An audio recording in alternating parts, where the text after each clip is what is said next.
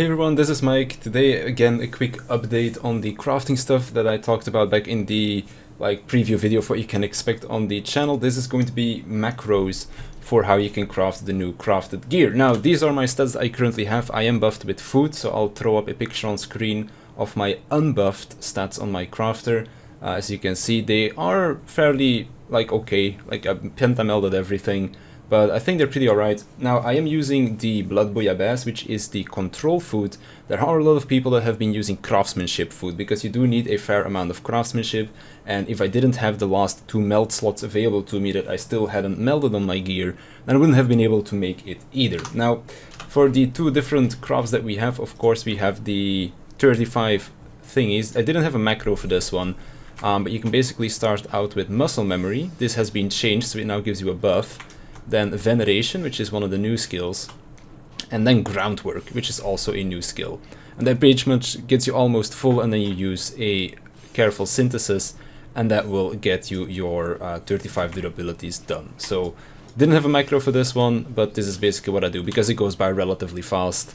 So veneration together with muscle memory at the start, groundwork into a normal careful synthesis. So that's the normal one for the 35 durability. Also, this macro does not require any high quality items, so you don't need those either. I did just make this one, so I'm gonna go over to here. As you can see, everything no quality, starting from nothing, synthesize, and then the macro is as follows. Just pull it up real quick here. So we are going to be using reflect because we do want extra quality, manipulation, veneration to get that buff to our progress, and then waste not 2 because groundwork takes up a lot of durability, but waste not 2 is basically going to help us quite a bit with that. Then we go into innovation, which is our new just quality progress buffer, I guess you could call it. Then we're going to do a few preparatory touches, which is again very expensive, but since we still have waste not 2 running there, it's not too bad. And then we just finish it off with 2 prudent touches. As you can see here, a second prudent touch, a great strides, a bjerregot, and then another careful synthesis to finish the craft. Now I put this in, this is basically in 2 different macros. I'm just make another piece. Which else do I need to make? Something from this over here. Casting, earring, bam. User macros and execute.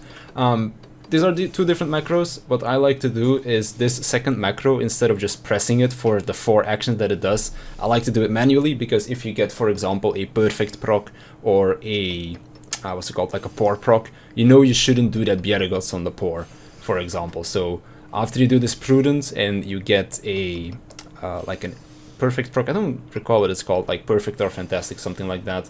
Rather than using the great strides on that and then bjerregots on pour, use observe or something, because there is some CP room that you have left over, so you can just do an observer there or something like that. Or even you can technically put in tricks of the trade as well if you really want to do so. Although actually no, because you would lose your innovation buff. But basically that's the macro, that's what I'm going to be using.